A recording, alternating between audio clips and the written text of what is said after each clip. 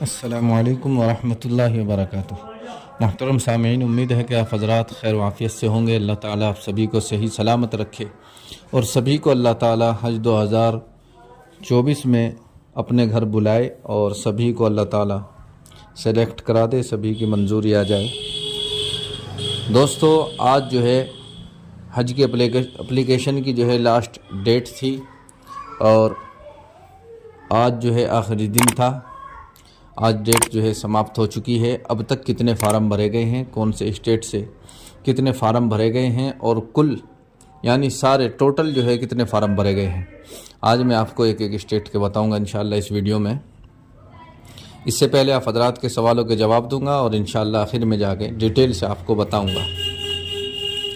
तो दोस्तों, सबसे पहले जो सवाल किया गया है वो किया गया है कि हज़रत कुर्रा कब तक हो सकता है। भाई, अब जो है एप्लीकेशन का काम तो ख़त्म हो गया है और अब जो है कुर्रे का ही काम शुरू होगा। उसके लिए जो है 10 दिन भी लग सकते हैं, 15 दिन भी लग सकते हैं। इसी तरीके से एक भाई ने पूछा है कि ATM कार्ड से पैसा विड्रॉल होगा सऊदी अरब में। भाई, ATM भी चलेगा और आपका क्रेडिट कार्ड भी चलेगा, लेकिन उसके लिए ऑप्शन होता है इंटरनेशनल यूज़ करने के लिए उसे ऑन करना पड़ता है। वो एप्लीकेशन से भी जो है ऑन हो जाता है या फिर बैंक में जाकर आपको वो कराना पड़ेगा। जब आप उसे इंटरनेशनल के लिए ऑन कर लेंगे उसके बाद ही वो वहाँ काम करेगा, वरना वो काम नहीं करेगा। इसी तरीके से एक भाई ने पूछा है कि हाजी साहब, जानवर ज़िबा के बाद आम कुर्बानी में जो दुआ पढ़ते हैं या कुछ और पढ़ें, मेहरबानी करके बताएं। भाई, कुर्बानी वहाँ हाजियों की कुर्बानी होती है, आम कुर्बानी से आप हज़रात का कोई ताल्लुक़ नहीं है।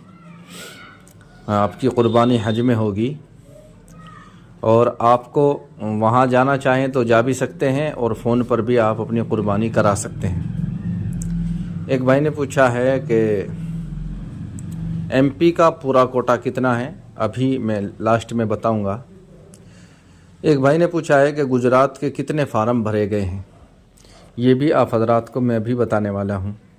एक भाई ने पूछा है कि कुर्बानी करने का आसान तरीक़ा कैसे है। कुर्बानी करने का आसान तरीक़ा भी आप हज़रात को बता दिया जाएगा जब वक्त करीब आएगा।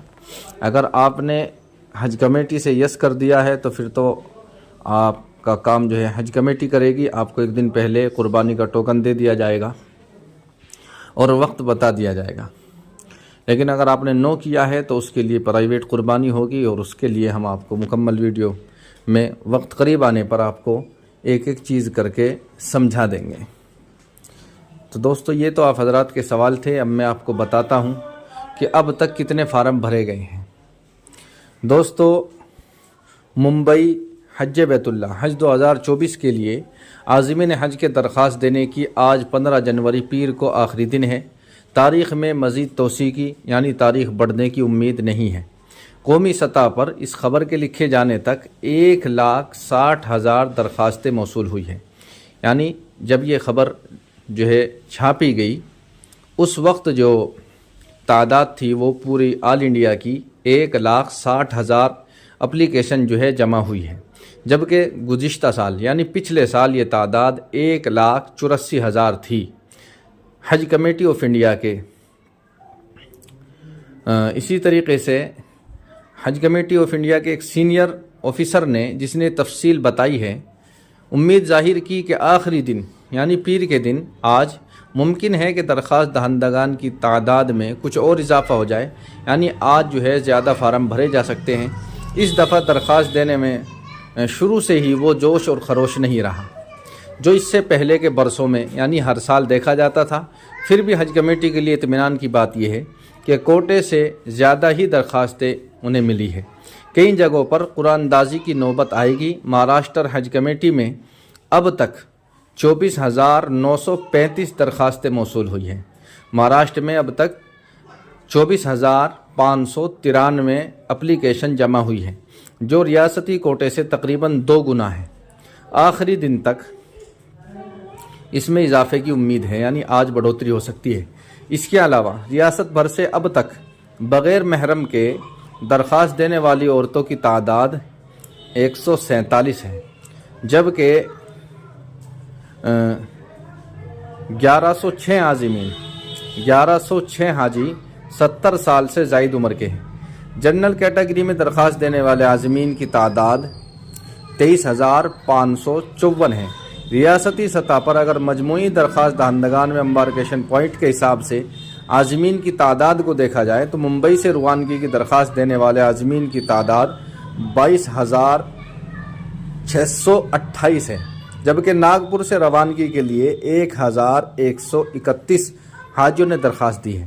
اورنگ آباد سے روانگی کے لیے 106 عازمین نے اور حیدرآباد سے روانگی کے لیے 869 عازمین نے درخواست دی ہے۔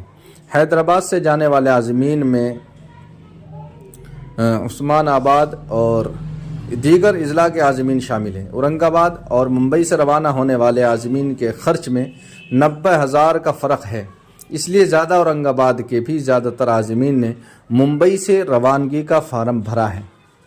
دوستو پچھلے سال ہوا کیا کہ پچھلے سال جو ہے اورنگ آباد سے روانگی کی درخواست دینے والوں کی عازمین کی تعداد جو ہے وہ بہت زیادہ تھی، جبکہ اس سال گھٹ کر 106 ہو گئی، جو گزشتہ سال پچھلے سال جبکہ 6,000 سے زیادہ تھی۔ یاد رہے کہ محض مرکز روانگی ممبئی کی بجائے اورنگ آباد ہونے پر 90,000 روپے کی اضافی خرچ کا انکشاف ہونے کے بعد عازمین نے حج کمیٹی اور حکومت سے منت سماجت کی کہ ان کے مرکز روانگی کو ممبئی کر دیا جائے، مگر سنوائی نہیں ہوئی۔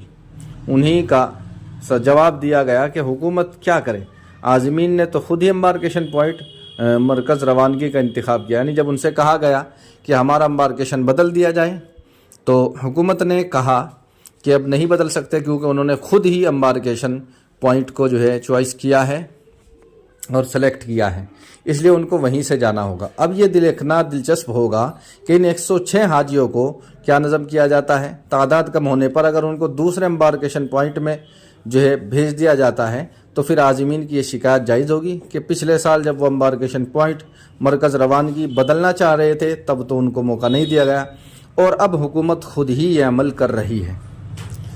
پچھلے سال جو ہے بہت ہی حاجیوں کو ستایا گیا، اور خاص طور سے اورنگ آباد سے 90,000 روپے ایک حاجی سے زیادہ لیے گئے، ممبئی میں اور اورنگ آباد میں، جبکہ کوئی زیادہ خاص فرق نہیں ہے دوری کے حساب سے، لیکن اتنی زیادہ رقم وصولی گئی۔ اس بار جو ہے لوگوں نے اورنگ آباد کو سلیکٹ نہیں کیا، بلکہ زیادہ تر لوگوں نے 22,000 سے بھی زیادہ لوگوں نے جو ہے ممبئی امبارکیشن کو سلیکٹ کیا ہے۔ تو اب دیکھنا یہ ہے کہ 106 درخواستیں وہاں سے آئی ہے، حج کمیٹی نے جو ہے وہیں سے بھیجے گی یا دوسرے ایئرپورٹ سے بھیجے گی۔ تو دوستو یہ ایک مختصر سا آنکڑا تھا جو میں نے آپ حضرات کے سامنے پیش کیا ہے۔ امید ہے کہ آپ حضرات کو ویڈیو اچھی لگی ہوگی۔ ویڈیو اچھی لگی ہے تو ویڈیو کو لائک کر دیں، شیئر کر دیں، چینل پر نئے ہیں تو چینل کو سبسکرائب کر لیں تاکہ آنے والی ویڈیو کا نوٹیفیکیشن آپ کو ملتا رہے۔ آئیے چلتے ہیں، پھر ملاقات ہوگی اگلی ویڈیو میں۔ السلام علیکم ورحمۃ اللہ وبرکاتہ۔